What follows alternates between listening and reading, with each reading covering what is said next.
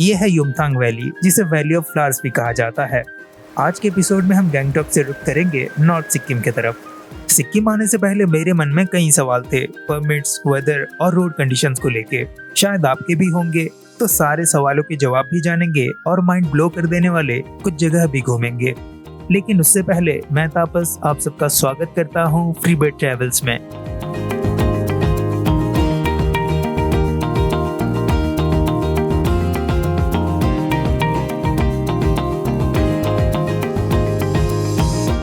पिछले एपिसोड में हमने गैंगटॉक की साइट सीइंग की और नथुला पास और बाबा मंदिर जैसे जगह भी गए।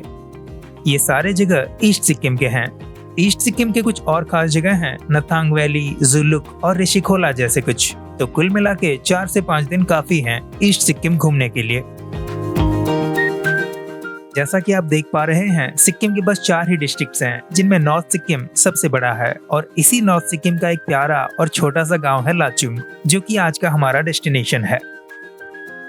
गैंगटॉक से इस जगह की दूरी है 110 किलोमीटर, जिसे 4 से 4.5 घंटे में तो कवर कर लिया जाना चाहिए।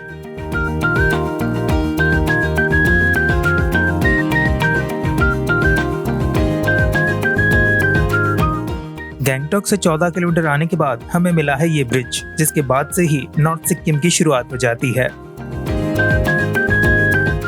तो और थोड़ा आगे आके हम पहुंच गए हैं 7 सिस्टर्स वाटरफॉल्स के पास। तो यहाँ पे आपको 7 स्टेप्स देखने को मिलते हैं, पर कैसा दिखता है वो तो पास पहुंच के ही पता करेंगे। Let's go. काफी भीड़ है यहाँ।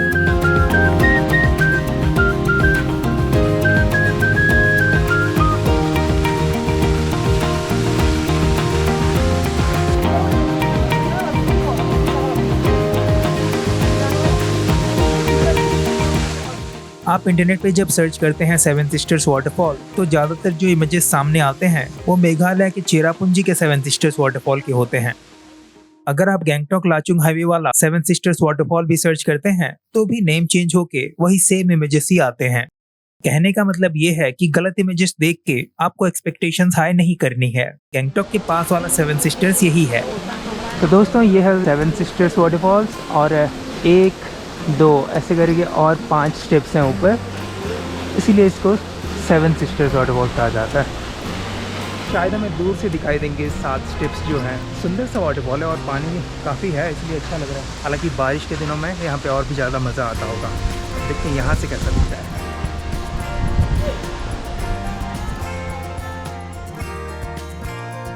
आगे हमें भीमनाला करके एक और भी वाटरफॉल मिलेगा। एक्चुअली हम थोड़ा लेट चल रहे हैं, तो यहाँ पे ज़्यादा टाइम रुक नहीं सकते, तो हमें निकलना पड़ेगा। Let's go.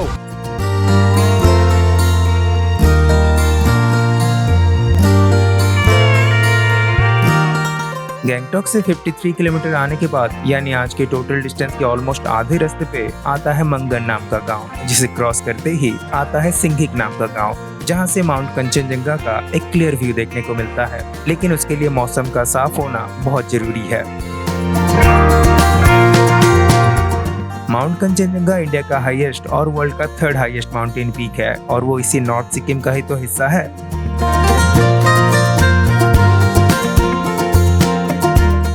ये है तीस्ता रिवर, जो इस जगह पे बड़ा ही सुंदर रिवर वैली को फॉर्म करता है। लाचुंग और लाचन रिवर एक दूसरे के साथ मिलने के बाद इस जगह पे आके तीस्ता रिवर के साथ मिलते हैं। तो हमने अभी भी मंगन क्रॉस किया, और मंगन से पहले हमने लंच किया 3 बजे। तो ये है मंगन विलेज।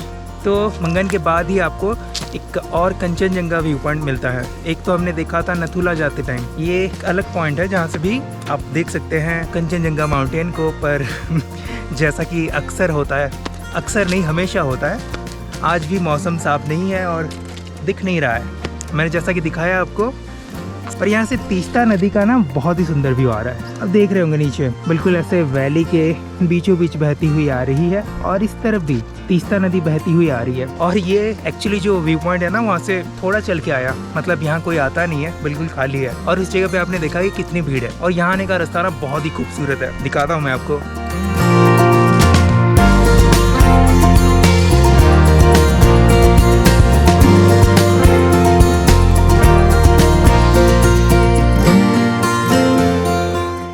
और 12 किलोमीटर आने के बाद रास्ते के बिल्कुल बगल में ही मिलता है नागा फॉल्स, जो कि एक बड़ा सा और सुंदर सा वाटरफॉल है। पर इस जगह पे लैंडस्लाइड का थोड़ा खतरा रहता है, तो कोई भी गाड़ी आपको इस वाटरफॉल के लिए रुकती हुई नजर नहीं आएगी।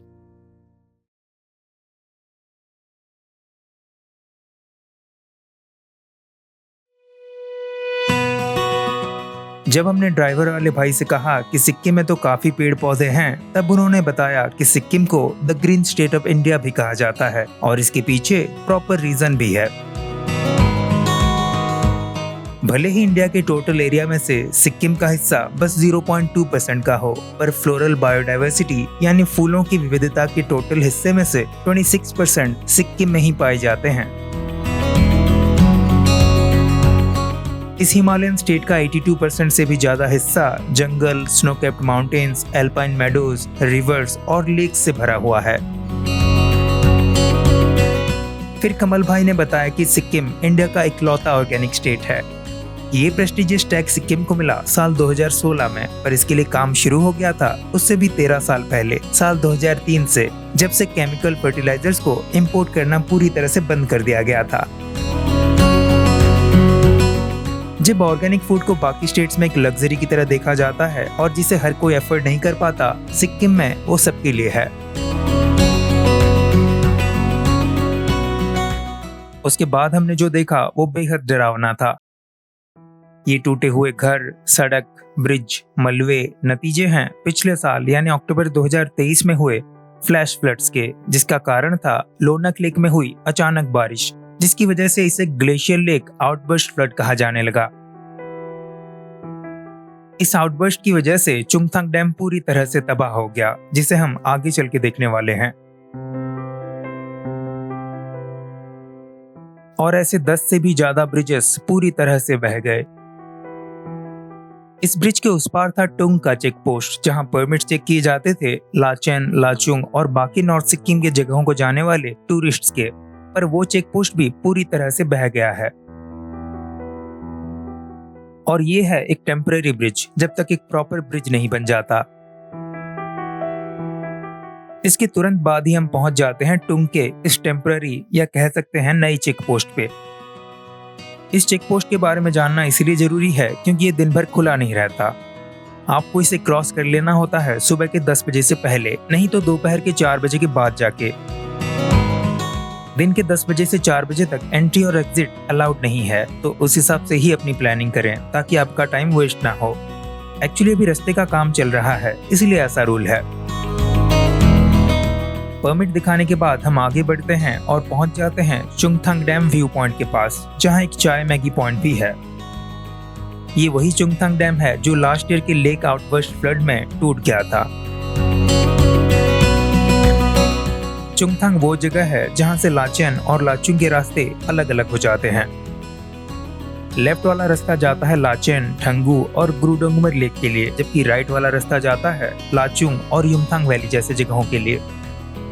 लाचेन और गुरुडोंगमर लेक टूरिस्ट के लिए खुले नहीं हैं। पिछले साल आए फ्लैश फ्लड्स के बाद से टूटे हुए ब्रिजेस को बनने में और पहले जैसी कनेक्टिविटी को एस्टेब्लिश करने में कुछ महीनों से कुछ साल तक का समय लग सकता है। तो दोस्तों, ये है लाचेन और गुरुडोंगमर लेक का करंट अपडेट। बाय डिफॉल्ट हमने लाचुंग का रास्ता लिया और पहुंचते पहुंचते रात के 8 बज गए थे। दूसरा दिन शुरू करने से पहले कुछ इम्पोर्टेंट जानकारी दे देता हूँ। जबकि सिक्किम आने के लिए किसी परमिट की जरूरत नहीं होती, अलग अलग जगहों को जाने के लिए आपको प्रोटेक्टेड एरिया परमिट की जरूरत होती है। नॉर्थ सिक्किम की कुछ ऐसे जगह हैं, युमथांग, युमे सैमडोंग जिसे 0 पॉइंट भी कहा जाता है, ठंगू, चोपता वैली, गुरुडोंगमर लेक और ग्रीन लेक जैसे जगह। आप बाय टैक्सी आ रहे हैं तो आपको ये टैक्सी वाले ही बना के दे देंगे, पर आपको उनके साथ एक दिन पहले से बात करनी होगी। और अगर आप बाइक पे आ रहे हैं तो आपको ये परमिट खुद बनवानी पड़ेगी। जरूरत के डॉक्यूमेंट्स हैं वोटर आईडी, पासपोर्ट और ड्राइविंग लाइसेंस में से कोई एक और 2 पासपोर्ट साइज फोटो। और एक इम्पोर्टेंट बात, आधार कार्ड सिक्किम में एक्सेप्ट नहीं किया जाता। अब ये है मेरे इस वीडियो का फेवरेट पार्ट।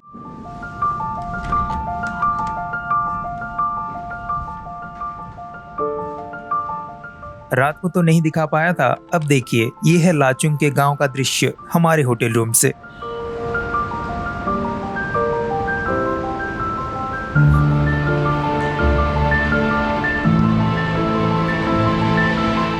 होटल का नाम है होटल मोंटाना मार्ग।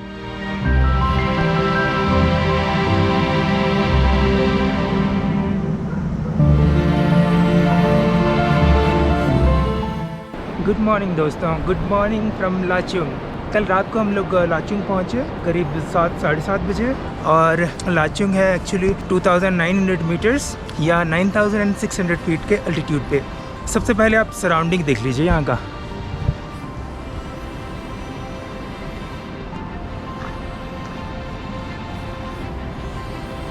ये है पूरा लाचुंग का गांव, एक वैली टाइप के एरिया में बसा हुआ है लाचुंग का गांव। और आप देख सकते हैं कितने सारे स्नो कैप्ड माउंटेन्स। ये रहा, ये तो अभी धूप की वजह से अच्छे से पता नहीं लग रहा है। सामने की तरफ भी है और पूरा स्नो ही है, पूरा स्नो स्नो स्नो। और ये तो एक मार्बल का टुकड़ा लग रहा है, वहाँ पे तो बहुत ही ज़्यादा बर्फ़ गिरी है। तो कुछ ऐसा है यहाँ का सराउंडिंग। और ये नदी दिखाना तो भूल ही गया, और ये है लाचुंग नदी। तो लाचुंग नदी बाद में जाके तीस्ता नदी के साथ मिलती है। आज हम जाने वाले हैं युमथांग वैली की तरफ, जो कि लाचुंग से 26 किलोमीटर नॉर्थ की तरफ है। 0 पॉइंट और युमथांग वैली जाने के लिए आपको लाचुंग आना होता है। हम युमथांग वैली तो जा रहे हैं, पर पता नहीं अभी तक कि हम 0 पॉइंट जा रहे हैं कि नहीं, क्योंकि वो और नॉर्थ की तरफ होगा। अब चलते हैं एक 26 किलोमीटर के मैजिकल सफर में।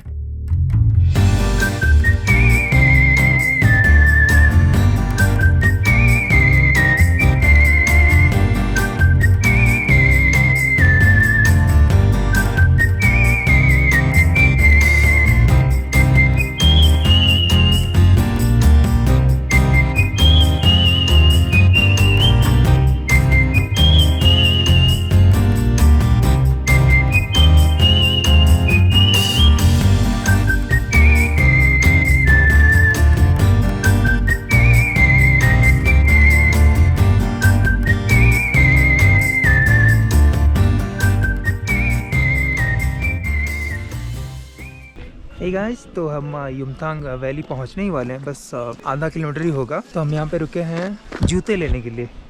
ऐसे वाले स्नो में जाने के लिए जूते चाहिए ना, तो ऐसे वाले जूते रेंट पे मिल जाते हैं यहाँ पे। रेंट मैंने पूछा नहीं अभी तक, पर देख सकते हैं आप कितना स्नो गिरा हुआ है, हर तरफ स्नो ही स्नो है। ये तो हार्ड वाला है ये बिल्कुल सॉफ्ट सा है, देखिए। पर फिर भी लग रहा है कि ये कल का नहीं होगा। तो ये रहा गाइस युमथांग वैली। आगे चल के देखते हैं कि क्या क्या किया जा सकता है यहाँ पे।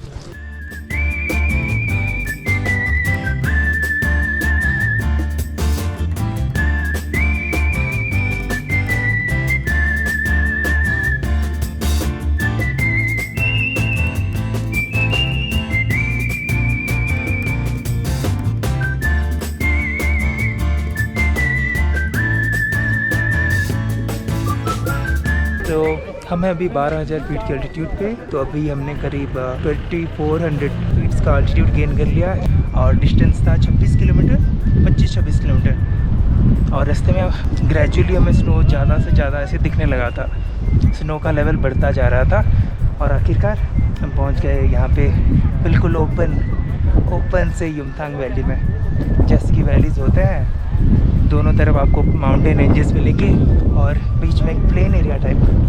और नदी भी है सामने, जो कि है लाचुंग नदी। ये बाद में जाके तीस्ता नदी के साथ मिलती है।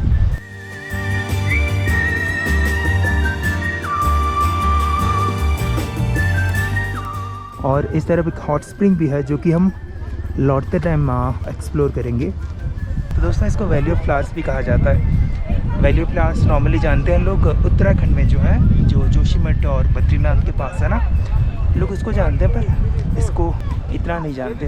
तो अभी तो यहाँ पे बहुत ज़्यादा बर्फ़ है, तो इसलिए कुछ फूल वगैरह है नहीं। पर अगर जून या जुलाई के टाइम पे आएंगे ये देखिए पाजी हमारे हेलो जी, कहाँ कहाँ से हैं आप? पंजाब, अमृतसर। अमृतसर? मैं नवंबर में गया था अमृतसर। तो यूट्यूबर? जी हाँ, छोटा मोटा।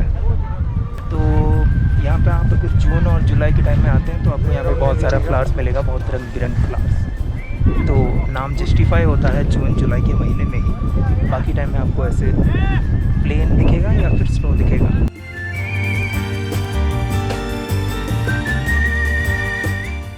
और मैं नदी के पास पहुंच गया हूं, पर वहां जाने का रास्ता पता नहीं कहां से है। और एक ब्रिज भी है जहां पहुंचना थोड़ा सा मुश्किल है।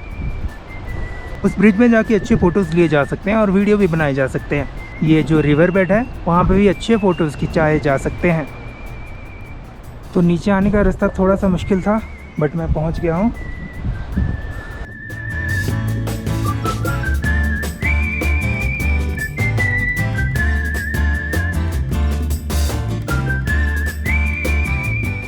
यहाँ पे आप घूम फिर के बस फ़ोटोज़ और वीडियोज़ ले सकते हैं। एक्टिविटीज़ वगैरह ऐसे कुछ अवेलेबल नहीं है, जैसे कि मतलब सोलंग वैली टाइप की जगह पे होता है। और स्केटिंग वगैरह ये सब नहीं ऑफ़र किया जा रहा है, या फिर पैराग्लाइडिंग भी। पैराग्लाइडिंग तो खैर ठंड की वजह से शायद नहीं किया जा रहा होगा, बट एक्टिविटी कुछ ऐसे करने के लिए तो नहीं है। बाकी आप घूम फिर के एक्सप्लोर कर सकते हैं अच्छे से। तो मैं सोच रहा हूँ यहाँ आया ही हूँ तो क्यों ना सराउंडिंग्स को अच्छे से घूम लूँ। मैंने पहले रास्ते के उस साइड जो है वैली, उधर घूमा, थोड़ा एक्सप्लोर किया। अब मैं रास्ते के ऊपर की तरफ जा रहा हूँ क्योंकि इधर ज़्यादा स्नो मिलेगा, ग्लेशियर टाइप का है। उधर भी लोग जा रहे हैं और मज़े ले रहे हैं।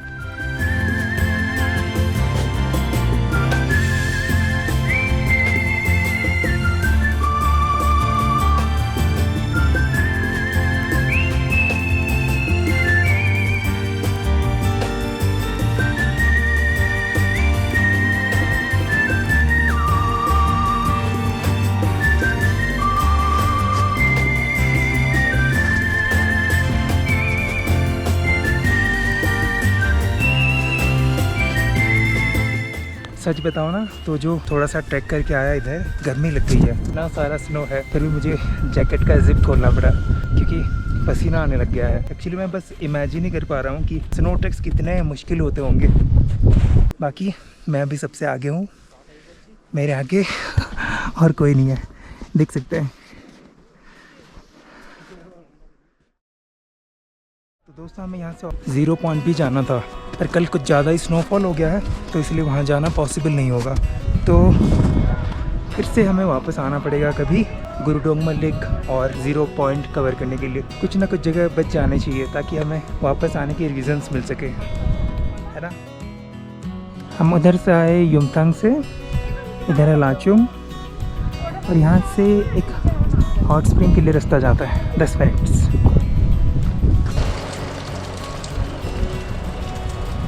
यहाँ पे कोई भी नहीं है और मुझे मिल गया है हॉस्टल।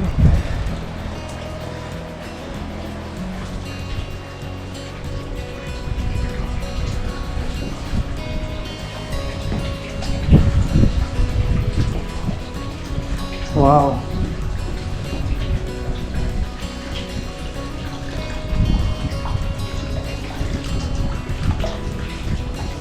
वाओ, वाकई गर्म है।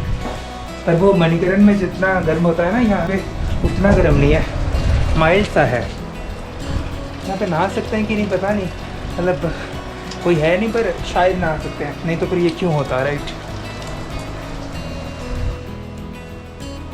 और इस तरफ ये शायद आग लगाने के लिए है,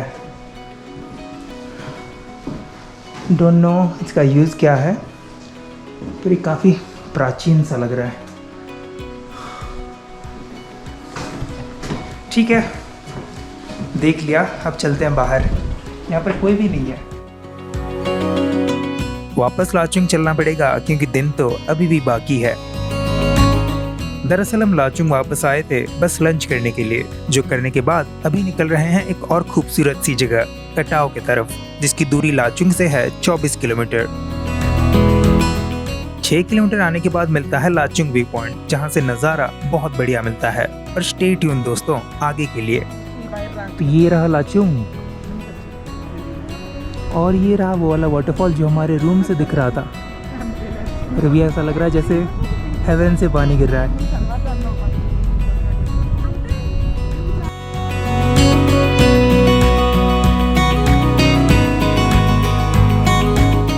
अल्टीट्यूड के साथ साथ बर्फ की मात्रा और ठंड भी बढ़ने लगती है, और जब वी मेट मूवी का एक गाना भी याद आने लगता है।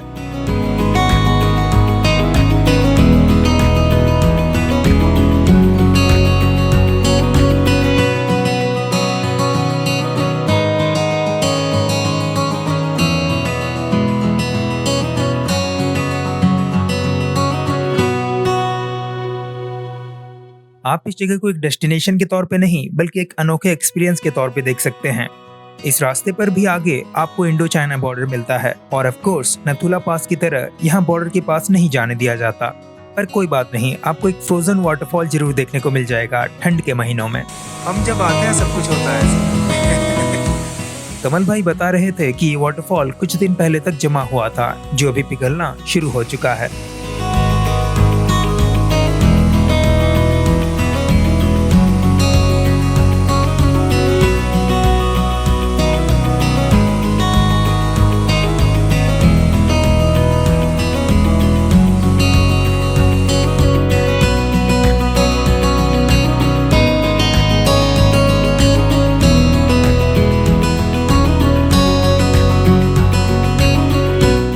कल का दिन मेरे लिए बहुत खास रहा, पर आज घर की तरफ निकलने का दिन है।